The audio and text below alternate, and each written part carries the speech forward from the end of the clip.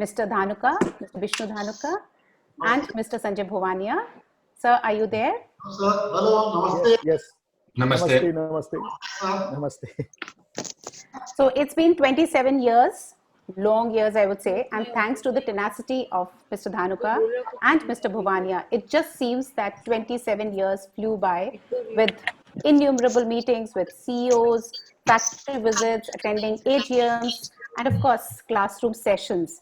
Classroom sessions doesn't mean, Hector and Francis, that it's only about investments and philosophy of Warren Buffett. But in order to understand, we believe, and Mr. Dhanuka also believes, that we need to understand ourselves. So even in this lockdown period, we are busy with a portfolio of life.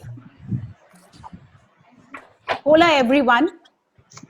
What do you get when two Spanish authors discover the Japanese secret to a long and happy life? You get a best-selling classic, Ikigai. Francesc Miralles charted his own course and took the road less traveled. He is an award-winning author, translator, and musician. Whereas Hector Garcia has a background in software engineering. Yes, you heard me right, software engineering, and is a popular blogger. Gentlemen, you seem to have found your blue zones while we still try to overcome our Monday morning blues. Hector Garcia was born in Spain but moved to Japan 15 years ago. An engineer by profession, he worked at CER and CERN in Switzerland before moving to Japan, where he developed voice recognition software and the necessary technology to allow new companies in Silicon Valley to enter the Japanese market. He is the creator of the popular blog kirainet.com and the author of a Geek in Japan, a #1 bestseller in the country. Whereas Francesc is a multiple prize-winning author who has written numerous best-selling books. Born in Barcelona, and today he has joined us from Barcelona. He has a degree in German philosophy and has worked as an editor, journalist, and art therapist. Currently, he participates in conferences all over the world and writes about psychology and spirituality for different media. His books are published worldwide. Today, they have written Ikigai, the Japanese secret to a long and happy life, which is translated into 56 languages and has been at the top of the bestseller list in the UK, USA, Holland, Turkey, and many other countries. Almost 1 million copies sold. And I have one too. Here is my Ikigai. So, are you in the flow already? But the session has just begun. Simplicity in a complex world, reeling under a global pandemic. Is it possible? A worthwhile or full life versus a busy and meaningless life? Maybe today we'll find the solution, my dear friends. So, gentlemen, Francis and Hector, we would like to find out what we love, what the world needs, and what we are good at, and what we can get paid for. We hope we can help us find, you can help us find our Ikigai today. So let's all put our hands together. Although you are muted, but we should clap for Hector and Francis. Thank you. I would like to invite Hector, and before that, Meghna, are you there? My colleague Meghna, and the Vice President of the organization. Yes, she will be coordinating the Q&A session for us today. And we can start with Hector. Hector, Hello, I need everyone. to unmute you. Hector, can you hear me? Yes, can you hear me on? Yeah. Yes. Thank you Yes, for over to you, inviting Hector. me. It's 7 at night here in Tokyo. We are in the same. I think we are in the same situation everywhere in the world. We can't hear you so clearly, Hector. If you can be a Not little loud. Yes. Yeah, a little louder. So that's it. I'm connecting from Tokyo. And I'm very From happy to be Tokyo. here Yes. with all of you. Thank you. Yes, Hector, would you like to address the members and then we can go on to Q&A? How do you want to go about it? Or should we Yeah, start the Q&A? Q&A questions. Yes. If you have. Okay. Okay. Okay, Meghna, over to you. Yes. Thank you, Rachna. Can you hear me clearly? Yes. Rachna, you can hear me? Yeah, it's okay. fine. All right. Firstly, hello, Hector and Francis. Namaste and a very Namaste. warm welcome to our session at Millennium BAMS. I am Meghna and I've read both Ikigai and Ichigo Ichi and found them absolutely wonderful. And I'm trying to incorporate some of the interesting concepts in my life. Well, we have a whole lot of lovely ladies very excited to know a lot from you. So I'm going to start with the very first question. In the book Ikigai, you have mentioned about finding flow in everything you do. Please, can you elaborate more about this power of flow? Who? Me? Okay.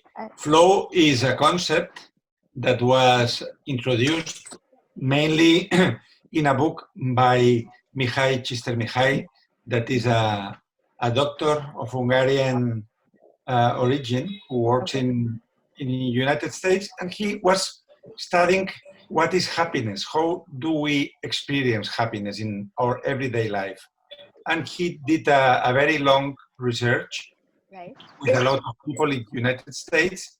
And according to the experiences that they were reporting, the conclusion he had that happiness is experienced close to flowing with what you do. So when you are totally enthusiastic doing something, for instance, playing the piano, being in a good conversation with a friend, or reading a book that you love very much, you forget of time and you forget of place.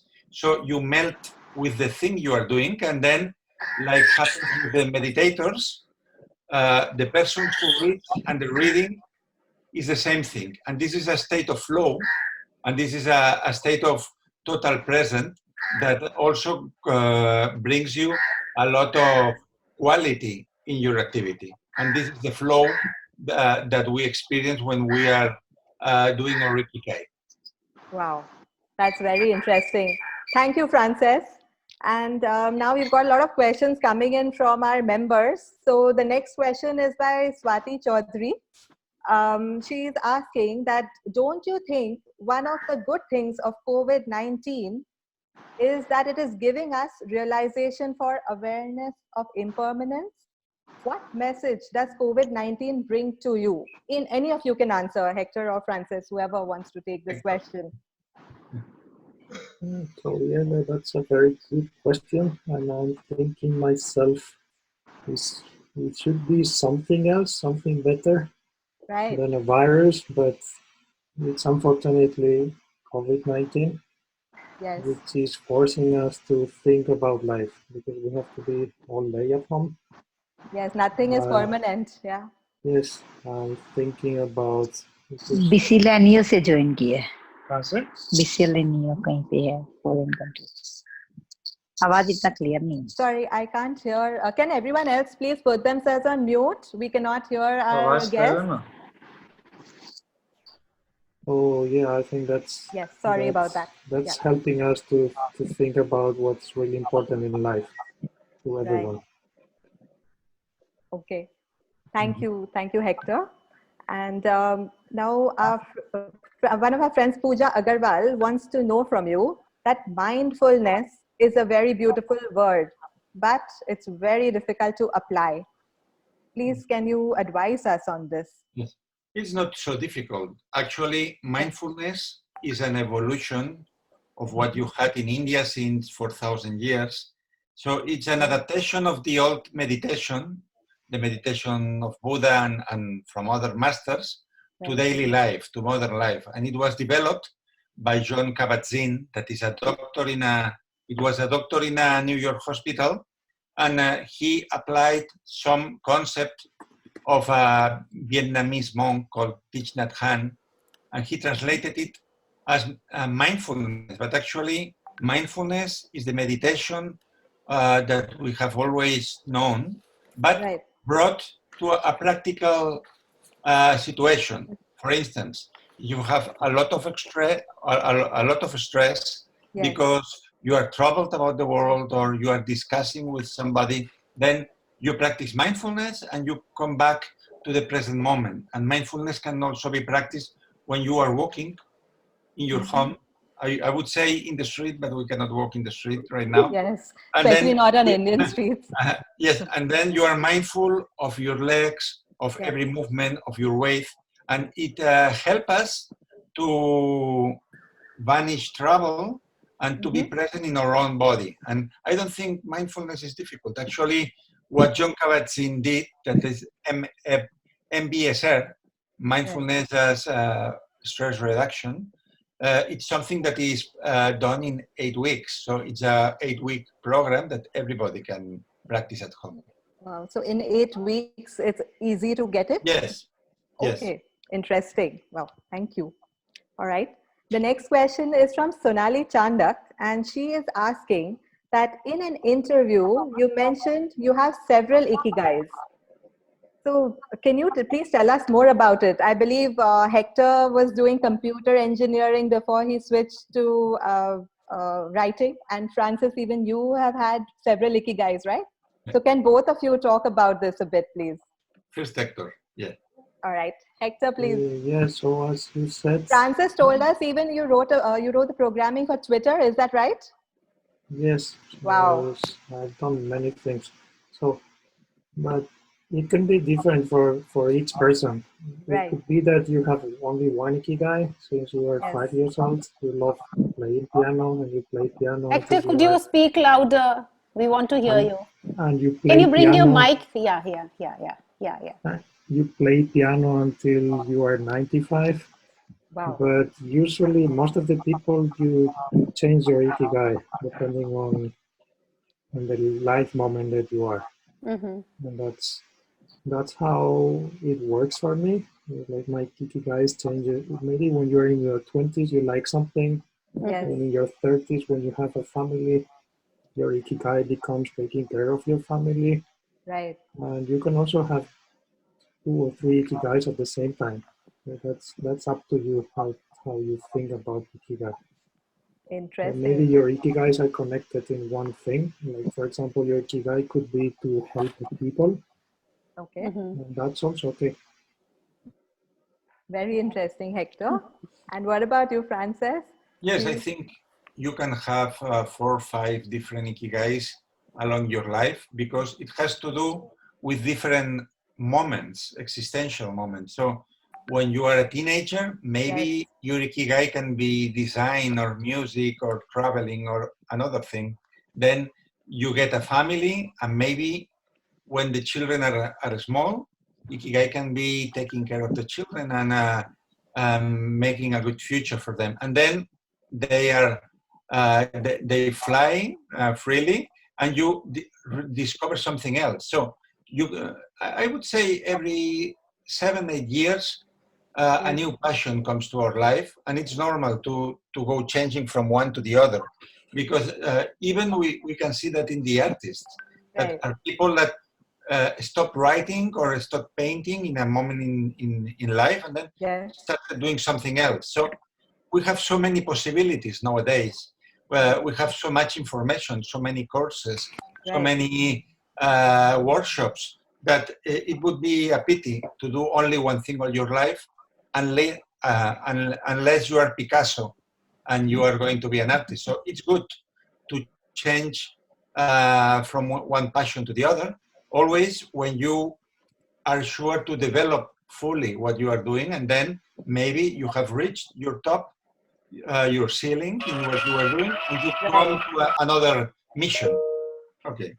That was very inspiring because, you know, a lot of us, especially women, we were thinking we have no Ikigai because we've just given our life to families. But as you said, that even taking care of family is an Ikigai. So when the children are very small, it's very improbable that you are going to dedicate many hours to another thing. So maybe when little children are at home, normal thing, human thing is to have an Ikigai in the family. But some years after, you recover your life, and then you can have another projects too. And so it goes changing, because I think that in life of any person, Yes. you die and you are reborn many times. So Wow. now it's going to happen with the coronavirus in Spain. Okay. Many people is losing their jobs. So they are not Yes. going to come back To the to the same offices job. because Right. these companies won't exist anymore. So they will have to reinvent themselves and create own jobs. And this will change their Ikigai. Maybe you were very happy going to a factory that Yes. doesn't exist anymore, and you must invent what will be your reason of being right now. So we are in Ikigai times now. That's beautiful. And especially it's, you had written about late bloomers also. A lot of people discover their Ikigai much later in life. So that gives a lot of hope and inspiration to all of us. Of course. Thank you for that. And now the next question is from Preeti Agarwal. She asks, in your books, you have written about celebrating imperfection. I think she means Wabi-Sabi. And here, most of us do not even accept our imperfections. So please share with us, how should we celebrate our imperfections? Hector? Wow. I love your background, by the way, Hector. It's very relaxing to see you. Yes, this is Spain. So I'm Beautiful. in Japan. I was supposed to be in Spain now, but Oh, we cannot travel. fly now. Right. So I'm here. This is my hometown. This is where I live somewhere there Wow, in beautiful. Spain. Well, I used to live. Now I'm in Tokyo. Right. Yes, the thing about, I don't know about, I'm learning more and more about Indian culture, but we are now, I think American culture, it pushes us to become perfect at everything. We Yes. have to or become better and better in our jobs, in our daily life, in everything. We have to become, it seems like we have to become perfect all the Yes. time. Yes. But the reality is that no one of us is perfect. Even very important people we think they are very, like, we make them like idols. They are not perfect. For example, me and Francesc, we are Yes. totally imperfect. We are very stupid in many things. We know many things, but we You are all are also very very humble. stupid. So, and it's very important to recognize that and don't think that anyone. So you don't have to feel dismotivated yourself. Mm-hmm. Sometimes it's even the reverse, like, Right. because the Japanese have this Wabi-Sabi thing, that Yes. something that is not perfect, a cup of tea that is old is more Yes. beautiful than a new cup of tea. This happens to everyone. You have one cup of tea at home, because it's your favorite one because you've been using it for 20 years, Yes. and it's a little bit broken, but you love it. That's the Japanese. It's imperfect, and you love it because it's kind of not just perfection that we have to find in life. Just find the beauty in imperfection. That's beautiful. Like, do you all actually translate it in real life in Spain as well, or is it more in Japan? Francesc? Yeah, this concept of wabi-sabi, Yes. this is a very Japanese concept. Actually, Okay. there are books published in English and in other languages talking about wabi-sabi. Mm-hmm. Originally, it was a concept used by the artists and designers because we are used to visual perfection. So that what Hector told, a perfect mug like this would be something perfectly round with no imperfections in the surface, totally uniform. But wabi-sabi, what shows us is that only is beautiful what is similar to nature. And in nature, there is nothing that is finished. There is nothing that is forever. There is nothing that is perfect. Everything is breaking and recomposing and growing all the time. So for the Japanese, the Wabi-Sabi philosophy says, if you accept your own imperfections, you don't need that it doesn't mean that you are not ambitious. It means that you know that you have a path of becoming better. If you know that you are imperfect in some part of your life, Yes. there is a path to walk in there. So actually, Wabi-Sabi is not only the philosophy of imperfection, but Yes. only the philosophy of being better, of progressing in life. Okay, so it encourages you to further transform yourself and grow. Is Through that what you're saying? humility, because when you find somebody in Right. life that thinks that knows everything better, that has perfection in what he or she does, there is no growth potential in this person. So when you are like the Greek philosophers who said, Right. I only know that I don't know anything, when you know, okay, I am, even the same Buddha, Siddhartha Gautama, at the Yes. end of his life, he said, I am always beginning, he said. And he meant that no matter how much you know, no matter how much you learn, there Yes. is always a huge field for you to discover. And this is the philosophy of Wabi-Sabi, to know that we are nothing, but that we can be every day a little better. That's wonderful. We shall all try to inculcate that. Now, about Millennium Mams, I'd like to share that we have recently started an authors forum where we have classes to encourage more and more women into writing. So please could you guide our budding writers on removing self-doubt while writing and also for facing a writer's block? Hector? So that's a very good question, but one of the things that I would do for myself is you to stop the block. You just, it sounds very stupid, but you have to start writing, even if it's not what you think you should write. You just start writing, and maybe the first 2 pages are very bad, but then at some point the third page will be good. And then you have to learn to delete everything from the first pages that was not good enough. Wow. That's what works for me. It's very, yeah, I know it's difficult, but usually that's how you just do it. It's like, it's like someone who tells you, you go to work, to your office, Yes. and you arrive and you say to your boss, today I don't feel like working. That's not acceptable, right? Yes, yes. You have to think the same. You need to have the same mindset when you sit down to write. Right. It's like you don't have a. The problem is that you don't have a boss.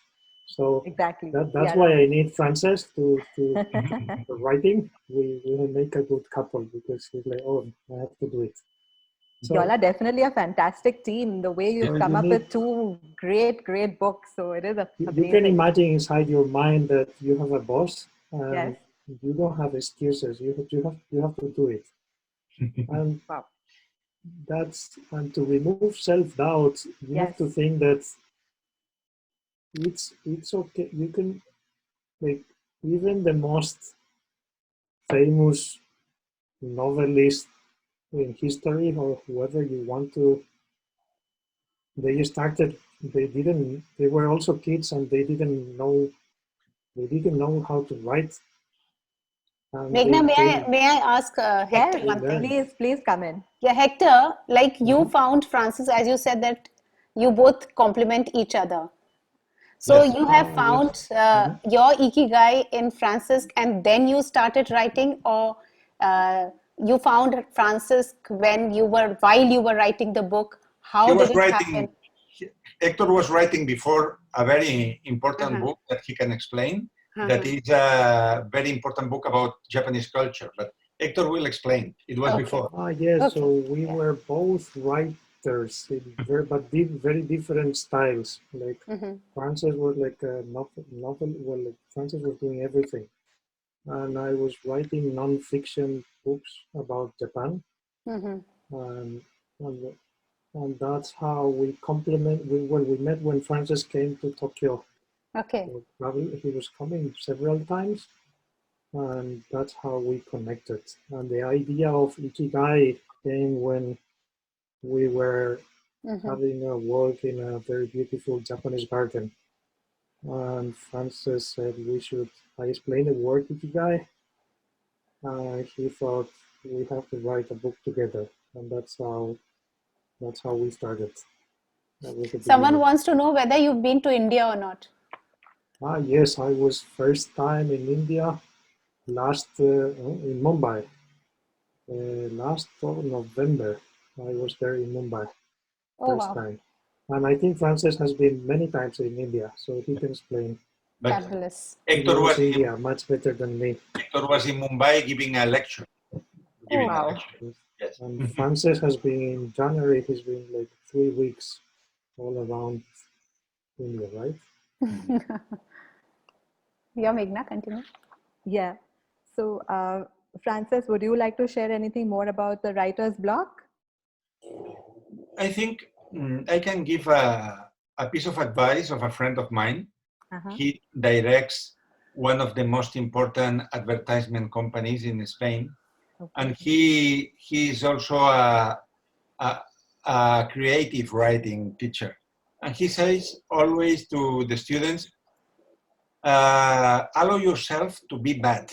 This is very important. Because do you know what makes the writer's block is perfection. Perfectionism. Right. So when you are in front of the paper, in front of the screen, and you want to create something very good, and you are thinking what will be the feedback of your friends, what will be the feedback of your country, what will the publisher think, what will the world think about this, then you block immediately because it's too much pressure. Yes. Then what you have to do is just go with the flow, right? And don't analyze, don't judge if it's good or if it's bad, because it's the beginning only. So I always recommend to my students, write a first draft without going backwards, just going and producing, and go to the end. And when you go to the end, then you can come back to the beginning and then polish every sentence, every paragraph. But if you are all the time thinking, is it good enough? Will be somebody interested in that? Will it be bought by a publisher? Yes. Will I be famous? Then you are lost. You must write for the only sake of writing and allow yourself to write as bad as possible. So just let your creativity flow, and then there will be a second stage in which you will look for some perfection. But first stage is letting the monster go, and then we will work with that. Yes, so what you said about letting creativity flow, that was exactly the next question I was coming to, that creativity comes at a huge premium. So how do we unleash, open our floodgates of creativity? Is there any magic mantra? I can explain a little bit, and then Hector. I think it's a matter of fear. If you don't have fear, you will be much more creative. Because if we look at children, all children are creative. When children are in front of a paper or working with the tablet or making games in the street, all of us are creative. What happens is that there is this fear of not being good enough. So I would say some advices. First, leave fear aside and be again a child that experiments with life. Then try as many things as possible, because this is creation is like science. It's a matter of mistake and corrections, and let's try this and let's try that and play with reality. So if you are not having fun, you are not going to be a good creator. Sometimes as a novel student calls me and says, I am suffering while I write this book. And then I say, don't write. If you suffer, don't write. Do something else. Go jogging. So the thing would be having fun, letting fear apart, and allow yourself to change your route as many times as you need. Yes. And Hector can complete that. Wow, that was beautiful, Francis. I think I cannot. I think that's the explanation. I cannot complete it. It's perfect. It kind of inspired me now. But yeah, it's true. Like to be creative, and also to be creative, I think it's good to have many experiences. I'm having trouble now being all day at home to have creativity, because it's good to meet people outside, traveling, having experiences in life that you can write about. So I'm learning it now, that to have creativity, you need to have stimulation in the world. And then, yes, Frances said, don't be fearful to write down. Right. Many times the good ideas come when you write 100 bad ideas. So that's very, some people forget. For example, there is a famous story that about one last page in one Ernest Hemingway, I don't know if it's popular in India. Yes, Very Hemingway is popular important here. Yes. Writer. Someone asked him how many times he rewrites what he writes. So how many times and for the last page on one of his novels, he wrote it and deleted everything 20 times, because Wow. he didn't, it's like do it many times until it becomes what you wanted. So imagine if you don't even try. It's very important to try many times to become creative. Thank you, Frances. And the next question is by Namita. She asks, in your book Ikigai, you have researched on small secluded communities for achieving Moai.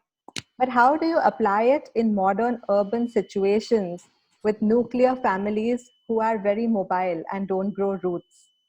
Yes, actually, the investigation that we did with Hector, it was in a rural environment, a village with less than 3,000 inhabitants, that they have very monotonous lives for our vision from people who live in the cities.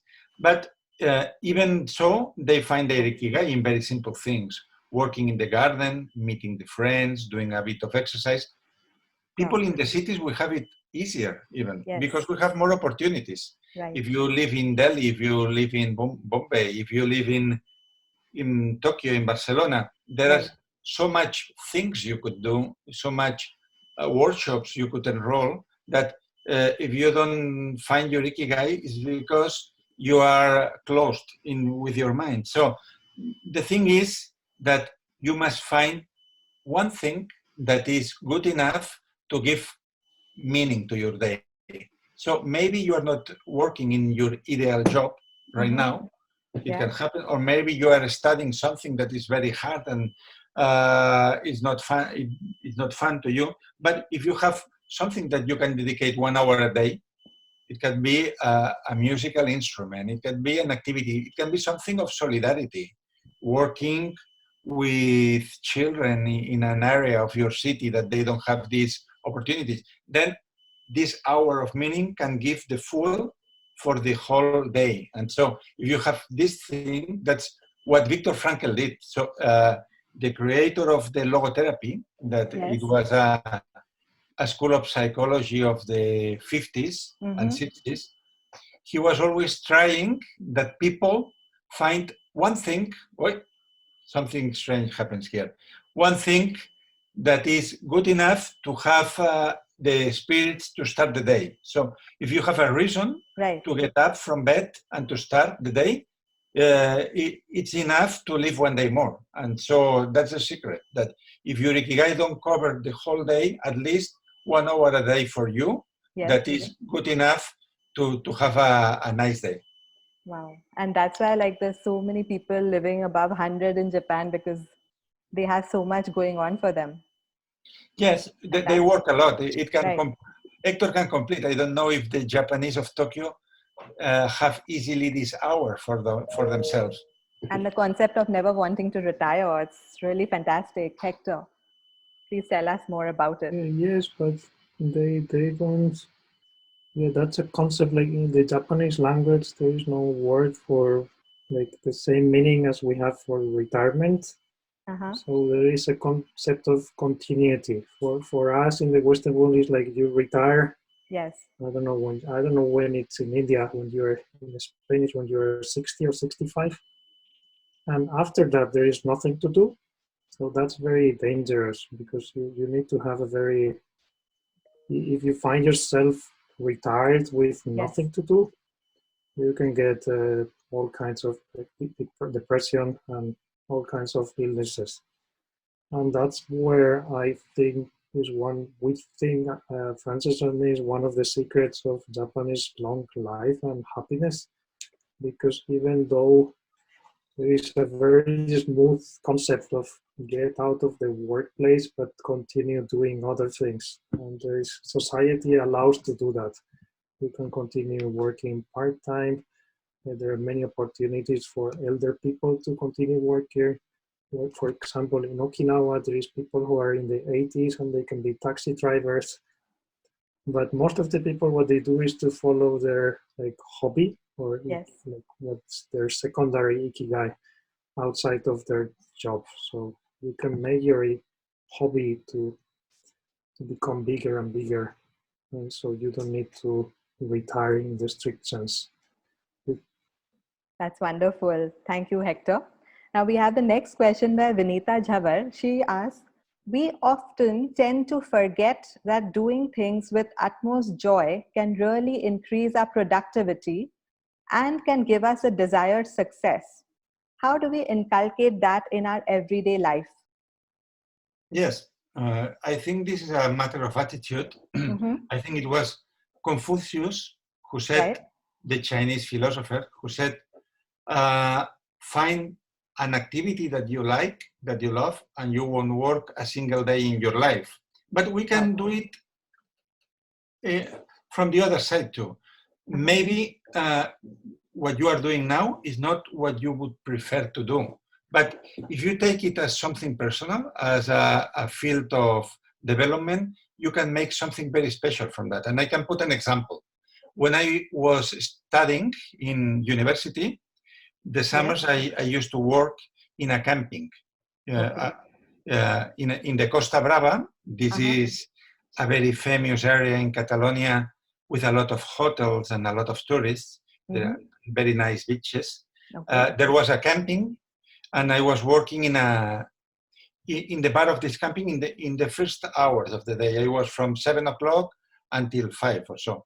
And there was a man who used to go to this camping like 6 months a year, and that he was always the first one to come to the bar and ask for a coffee. And then I realized that even something so simple like giving a cup of coffee, you take a decision between 3 options. You can do it with indifference. You can do it like a robot and you put the cafe and there is no emotion in that. You can do it in a bad way, looking bad to this person, speaking not in a nice way, or you can be nice and you can greet this person and tell a joke or ask him if he has slept well. So even in something so small like giving a coffee to somebody, we are deciding if we give happiness to the world, if we give bad feelings to the world, or if we give it nothing. So this applies to anything we will do with our lives, in our job, with our family, with our friends, going to the street, being with other people. So we have always the opportunity of making something special of every situation. Wonderful. Hector, would you like to add something to that? Oh, that's a very good explanation. Nothing to add. All right. So the next question is from Neha Sharaf. She asks, with regards to coming close with nature, it's very easy to do so in interior of Japan and other countries. But how should we practice it in concrete jungles like cities of Kolkata and New York? You mentioned a lot about nature in both the books, Ikigai and Ichigo Ichi. Yes, that's a question that I also question myself because I live in Tokyo. Right. And I'm very lucky because Tokyo has beautiful in very beautiful gardens Okay. and parks. So that's one of the suggestions. You have, I don't know about Indian cities, but yeah, in New York you have Central Park. Right. So you have to make a habit, and only there is research that only you don't need to go to the park every day, but only if you go once per week and you walk inside the nature, it has lots of health benefits for you. It helps with the stress hormones and everything. So, but if you don't go even to the park, you are always in a concrete jungle, like you said. Yes. That's bad for us. Okay. That's one option. You go to a park or like somewhere. You don't need to go every day, but once in a while. And another solution is you can make your home. You can put green things in your balcony, or like I can see Prasad there has some green in the background. She's got a lot of greens That's in her house. good. So she's got a beautiful garden as well. She's doing already the nature thing. Yes. You can make your home beautiful, and you can even use tree. You don't even need plants. You can put green paintings. Okay. The color green is good for us. Soothing for our eyes. You can use aromatherapy. You can use aromas and to make you feel like you're not inside a house, but you're in nature. So there are many tricks. In India, I know you have Ayurveda. Yes, we have Ayurveda. It's many things. So you can use like Ayurveda soap in your bathroom that has smells like nature. And there's many things that I think it should be you who teaches me. There are many tricks to be in nature while we are in the city. But you have to be creative. Yes, and you had mentioned even in Ichigo about how we should try and make every place special by adding these things even in our home or wherever we go. So it is a very interesting concept. Francesc, would you like to add something here? Yes, the Ikigai actually was an expression discovered to me by Hector, that because he lives in Japan so many years already.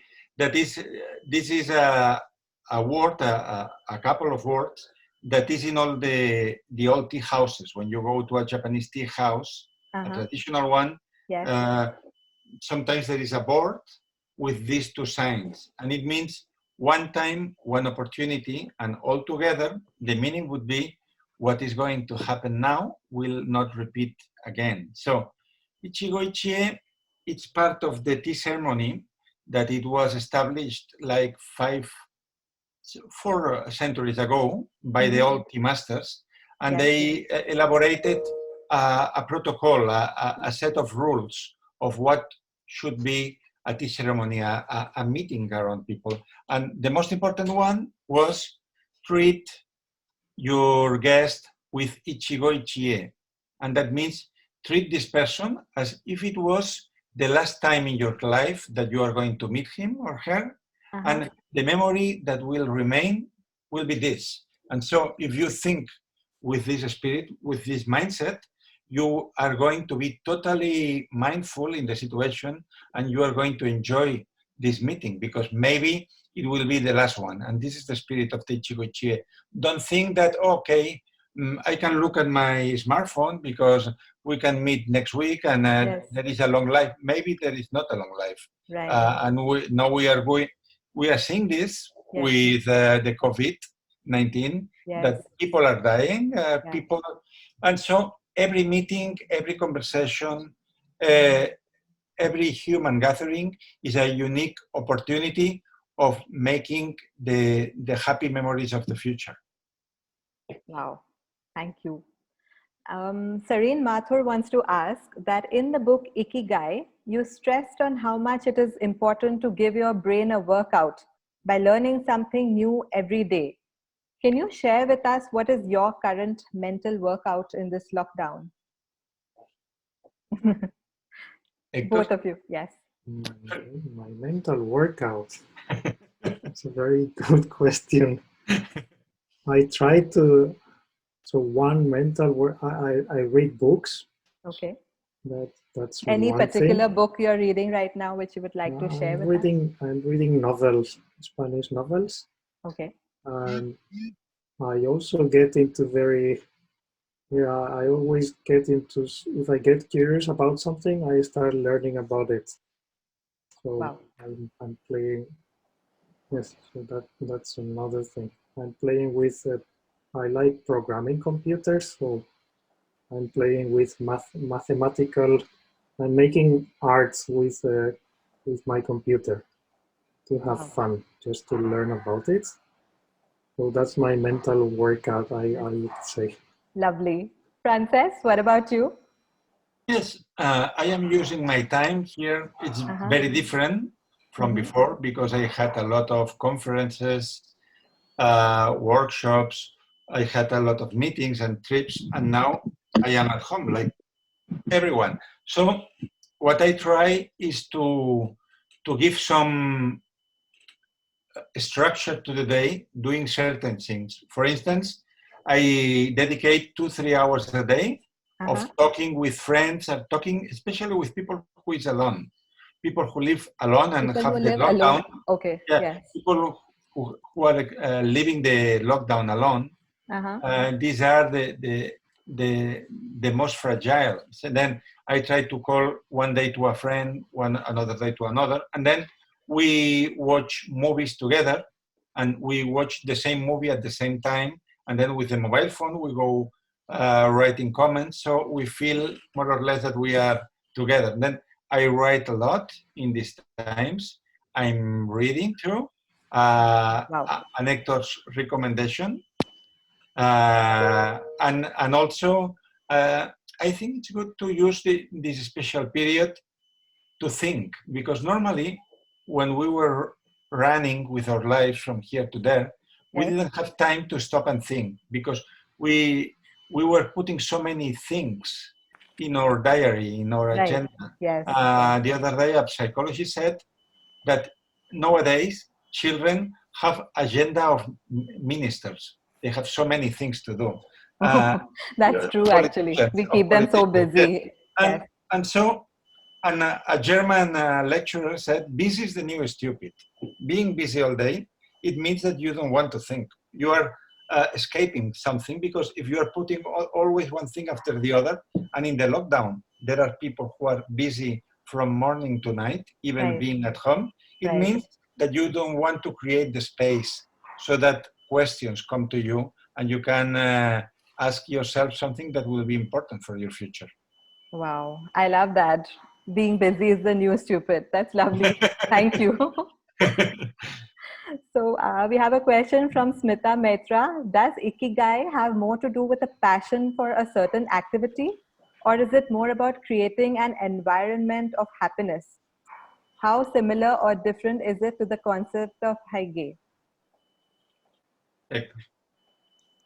So Hygge is totally different. Ikigai is about pursuing what is really what you love doing with your life, and you're not only with your life, but in the present day. What is the most meaningful thing that you can do?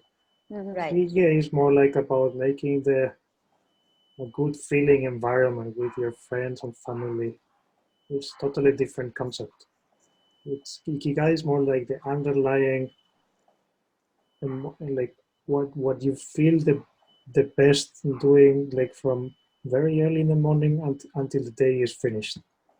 That should be, if you've been all day filled with energy and happiness from morning to night, that means you're connected with your Ikigai. If you're feeling like, okay, I woke up, I don't feel like doing anything today, yes, I hate my job, that means like you have to change. You have to make changes in your life, and that's okay. In fact, I wrote about, I don't know, I feel like that sometimes, and that's totally okay. Especially now that I'm every day I work. Sometimes I wake up in the morning and like, okay, I am really doing is this really my Ikigai? And I'm thinking, so that happens to all of us. But it's like an indicator that you have to have inside you. Like, once you know the word Ikigai, it will Right. help you through life. Like, okay, now I'm not really connected with my Ikigai. I have to do some changes in my life. It is actually a life-changing word. It's fantastic. Thank you, Frances. Thank you, Hector. Frances, would you like to add something to this? No, he has explained it wonderfully. I think we have, all of us, a big opportunity to find our Ikigai in this new situation, because now we are seeing this in a negative way and say, oh, I would like, when it will finish, when will we go out? But maybe in 4 or 5 years, yes, when world will be totally normal, we will have some nostalgia. And we can think, oh, yes, those times when I had all day to read a book and to play with my kids, then why to regret it in future? Why don't we take advantage now to do something positive with that? Because it's very exceptional, but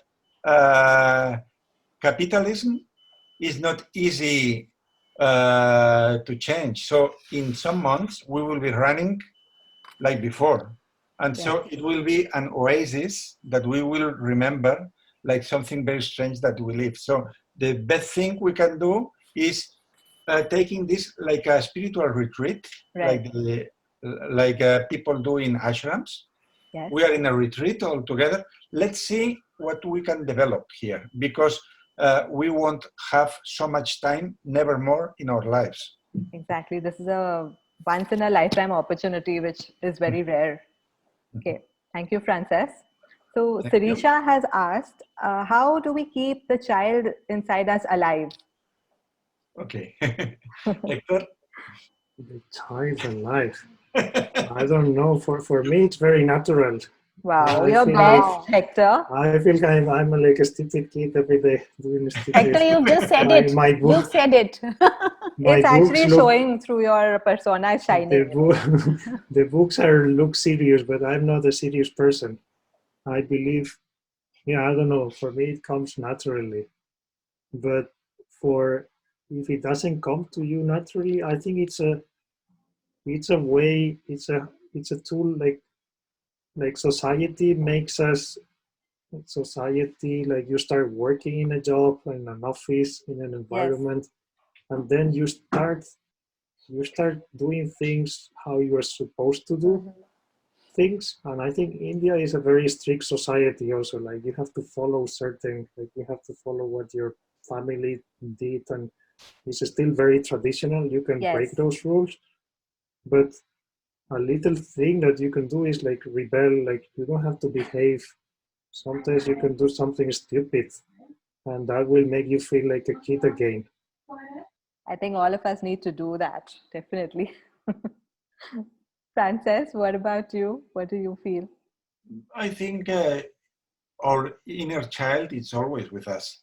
So every time we play with life, doing funny things with our friends, or creating things, or running, or laughing, every time we laugh, we are children again. So it's nothing that we have lost. It's something that maybe we have forgotten. And there is this famous lecture called The Last Lesson, I think, from Randy Pausch. It's in YouTube. You can see that, The Last Lesson. And it was done by a professor in an American university, Carnegie Mellon, that he was diagnosed cancer, and he had only 4 or 5 months of life. And he decided to do a lecture in his university, and the title of this lecture was The Importance of Recovering the Dreams of Your Childhood. So what he did in this last month of his life was recovering a list he had of things he wanted to do when he was a child, and trying to accomplish all of them.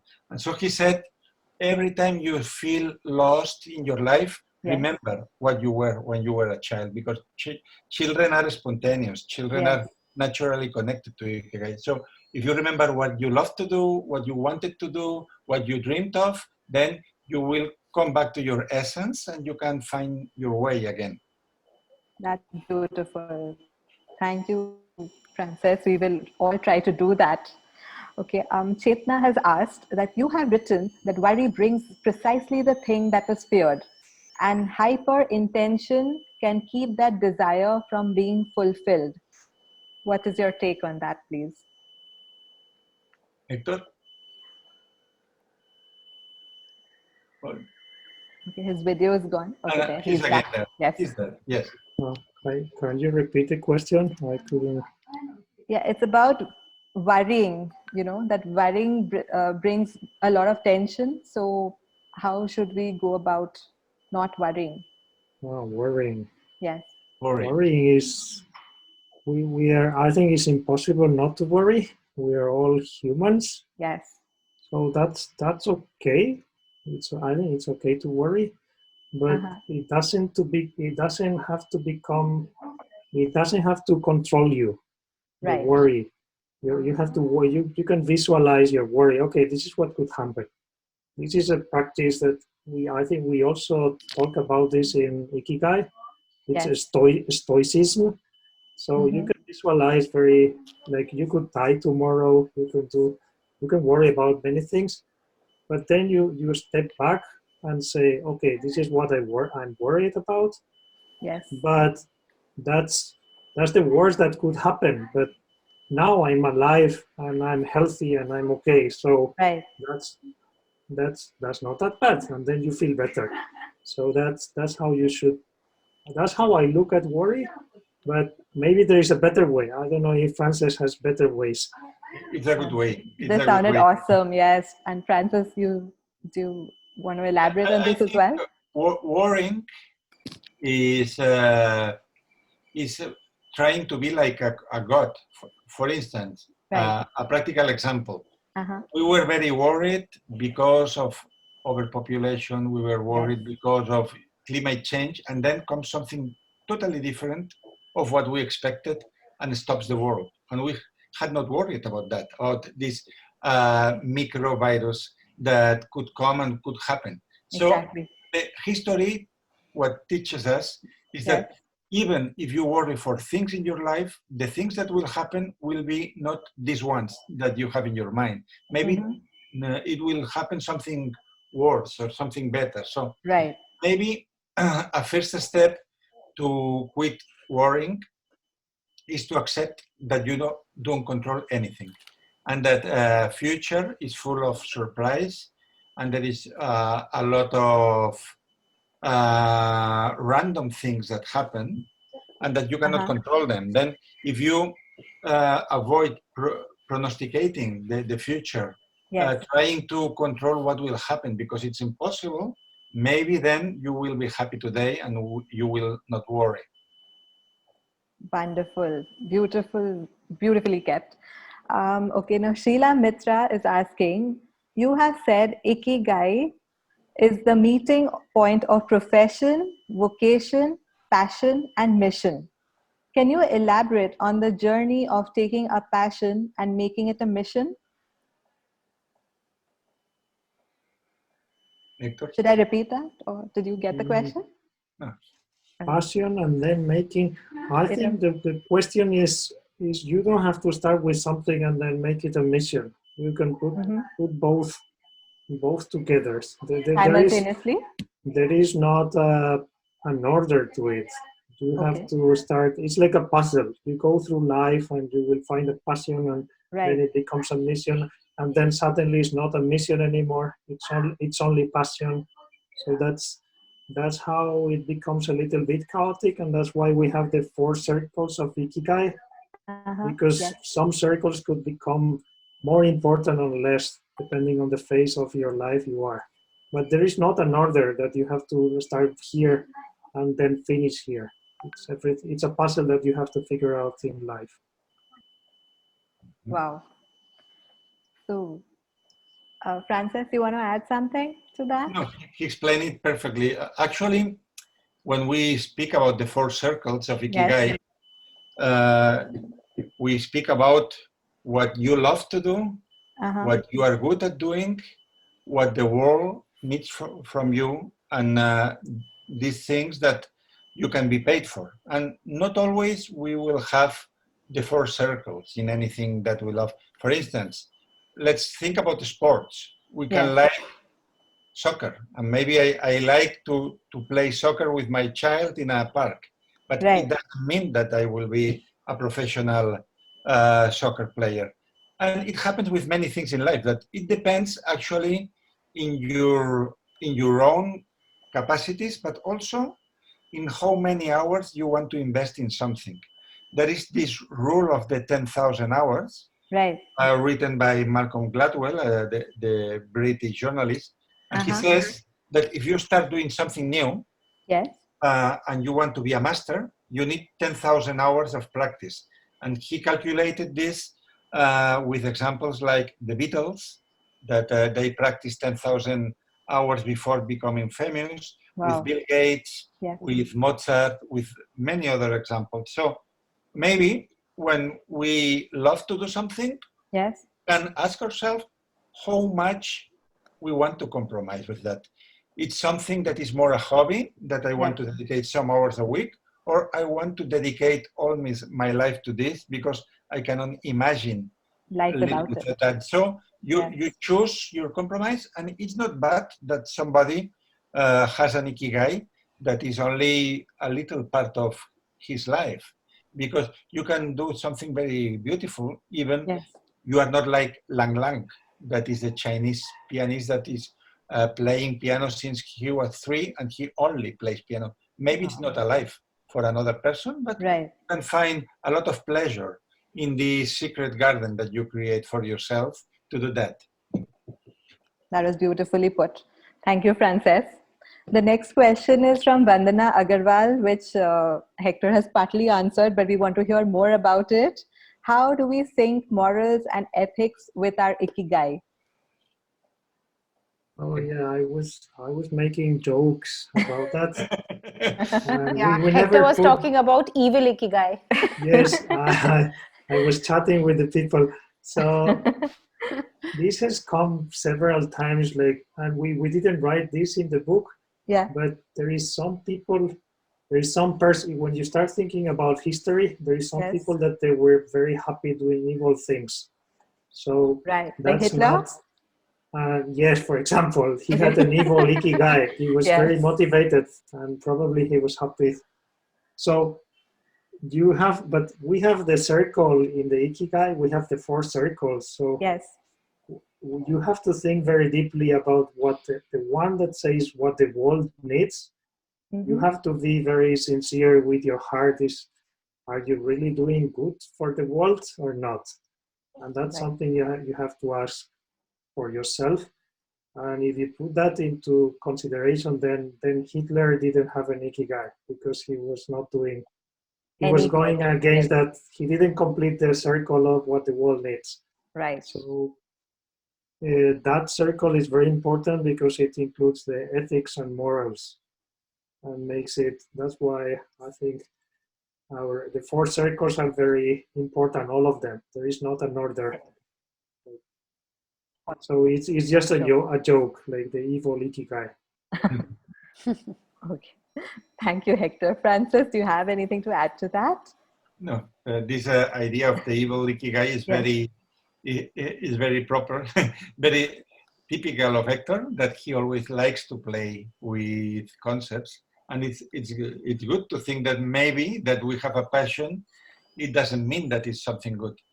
We must examine if this passion is good for ourselves, is good for the world, because there are passions that also destroy the own person, like gambling or something like that. Of course. Absolutely. We can make it more interactive. People can join in the chat box. Please write your comments. If you have any questions, you can put it on the chat box. Next question is from Sonali Chandak. She is asking about the new book that you all are writing about for youngsters and children. Could you tell us a bit about it? We all look forward to reading it, of course. Yes, I think they are preparing this book and it will be ready for the beginning of next year. And it will come to India for sure. Wonderful. I hope both of you all come to India as well for the launch. I hope so. It will be very nice. We could have your launch with Millennium Bams.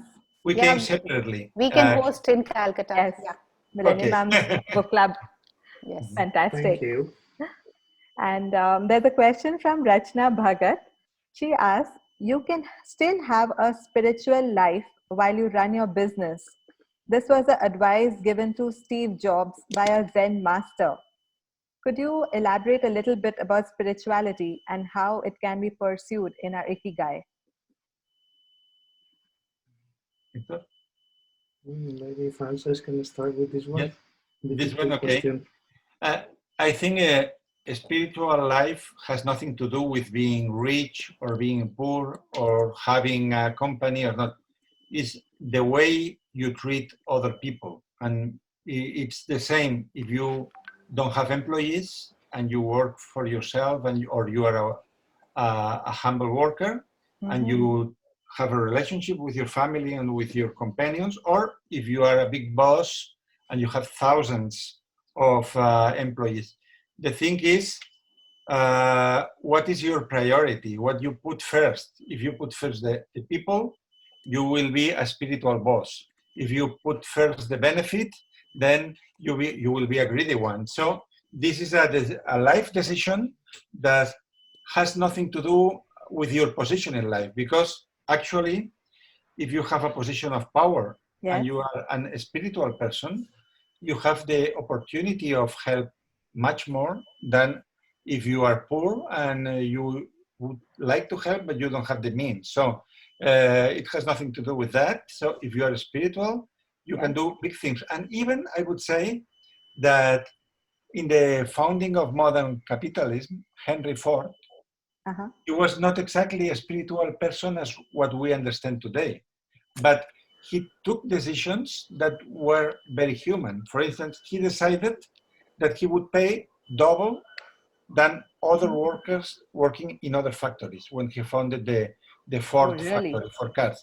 And so if a normal salary was 100, he was paying 200 because he believed that if workers were happy, they would work better. And they wanted them to be able to buy the own cars that they were making. So it was a philosophy entangled with humanism.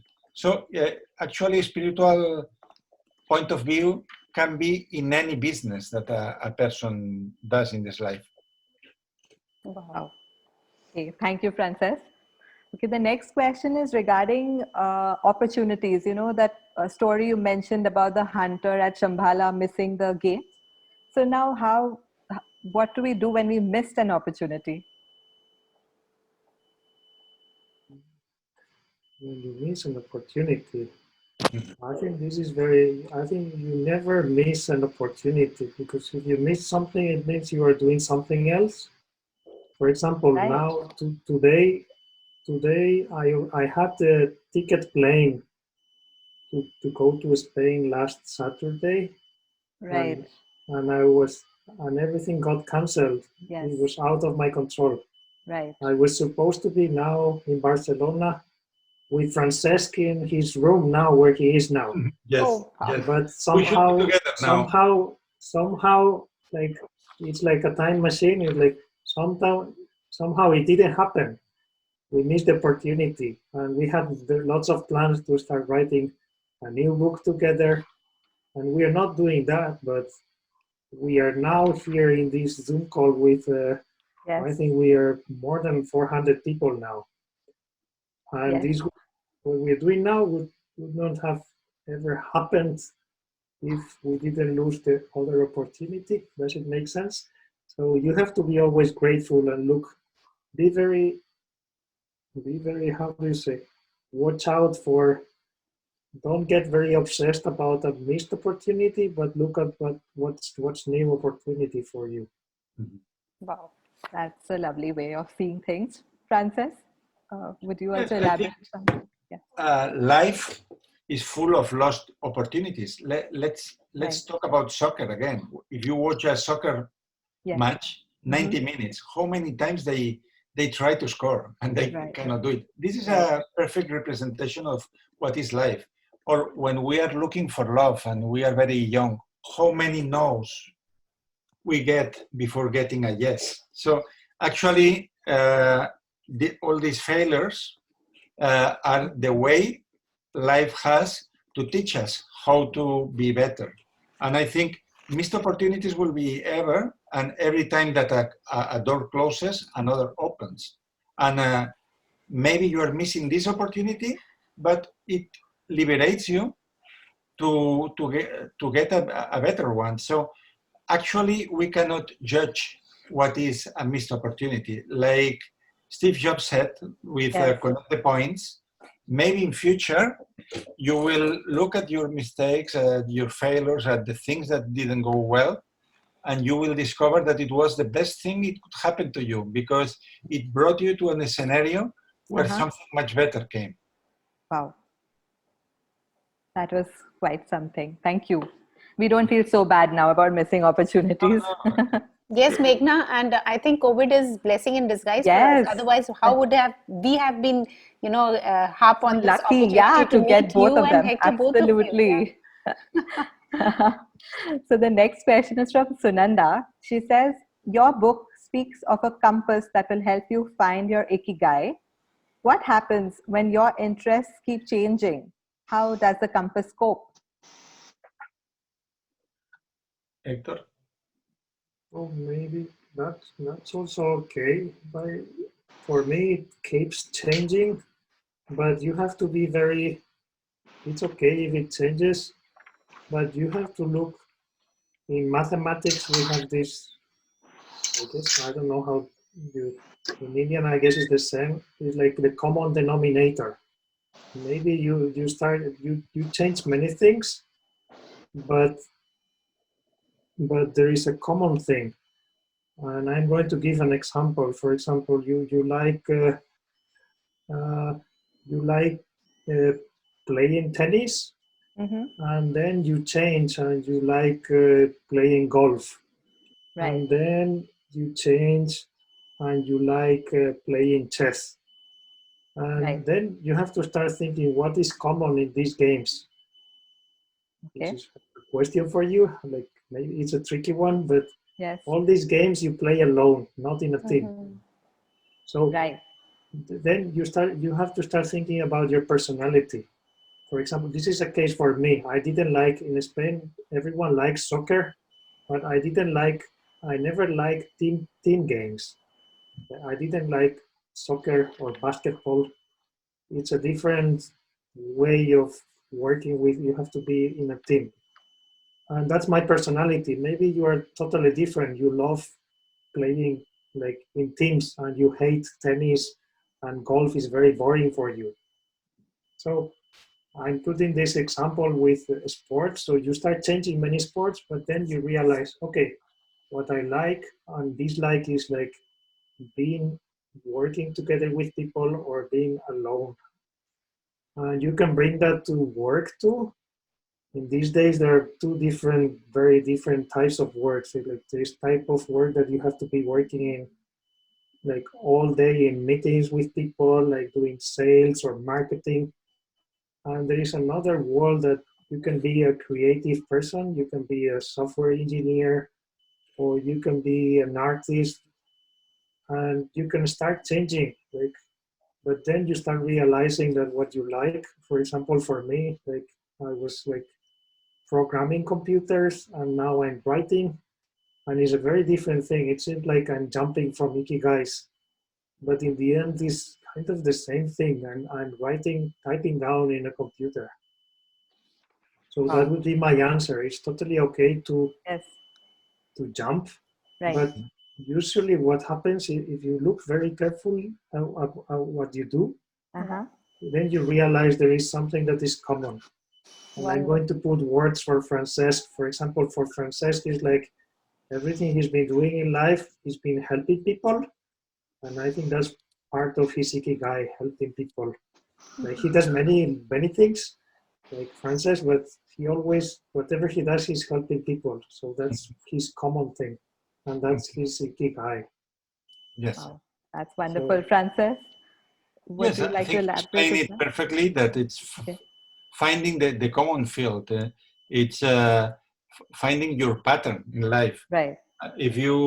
because of that, it's good to write. If you write some kind of short biography of yourself in this notebook or in this document, in this file, you will find some points that repeat in your own life. So it will be something that is very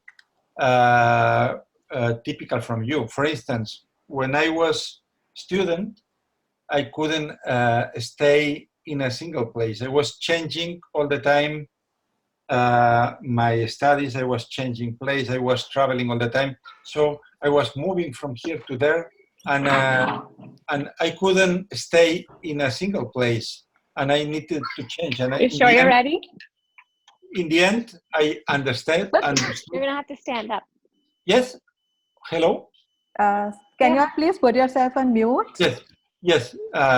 What I understood with my life, that I changed so many times, everything what I was doing, it was that movement was my stability. So I felt in peace when I was changing all the time. So if you accept, it's a matter of acceptance. If you accept yourself, then it's easy that you will find your way in life. Problem is when we are fighting against our own movements. But if you take a bit of attention on yourself, you will discover what are the patterns of your life. Thank you, Francesc. I would now like to invite Dhanuka sir to come and say a few words. Sir, please come, sir. Hector, I'm so happy to see your interest in Bhagavad Gita. I request Rajna Prasad to send you the PDF of Bhagavad Gita written by Swami Chinmayananda. Oh, really? Wow, thank you. Yeah, I need to. I'll share it with you. Yeah. Because I still don't understand it. It's very difficult. I thought it would be good to learn about Indian culture. Yes. And in honor of both my dear authors, I want to chant one stanza from Bhagavad Gita. Yadyadha charati shrestha tatta deve taro janah sa yat pramanam kurute lokas tadanu vartate. The English meaning is, whatever action is performed by a great man, common men follow in his footsteps. And whatever standards he sets by exemplary acts, all the world pursues. So we will follow you. Wow. Thank you, Hector. Thank you so much, sir. Thank Now you, I would like to Francesc. invite. Thank you very much. I would like to now invite Rachna to give a vote of thanks. It wouldn't have been better than ending this session with shloka from Bhagavad Gita by our Dhanuka sir. Thank you so much, Hector and Francesc. It was such a rejuvenating session with you. You know, what a lovely evening we had today. And we never knew that knowing the secrets of longevity would make us feel as youthful as ever. And it's not that we are not celebrating in life, but your take on life, it was really a wonderful, feeling for all of us present in this session. Like, allow yourself to change the route many times. Wow, it was beautiful, and thank you once again. And we are sure that now all of us are going to find our Ikigai very soon. Thank you for being there. Thanks. Thank you very much. And now we'll take now we'll be showing our Ikigai. Okay. This is a thank you note from all of us. Thank you, Hector. Thank you, Francesc. Take a picture. Yes. Yeah, please be there. We'll take a picture. Yes. Yes. Thank you. Yes. Done. Thank you. Thank you. Thank everyone. you. Thank you. I don't have my own book. Thank you. Thank you, everyone, for listening. Thank you. Thank you so much. It was wonderful listening to you. Thank you. Thank you so much. Thank you. Thank you.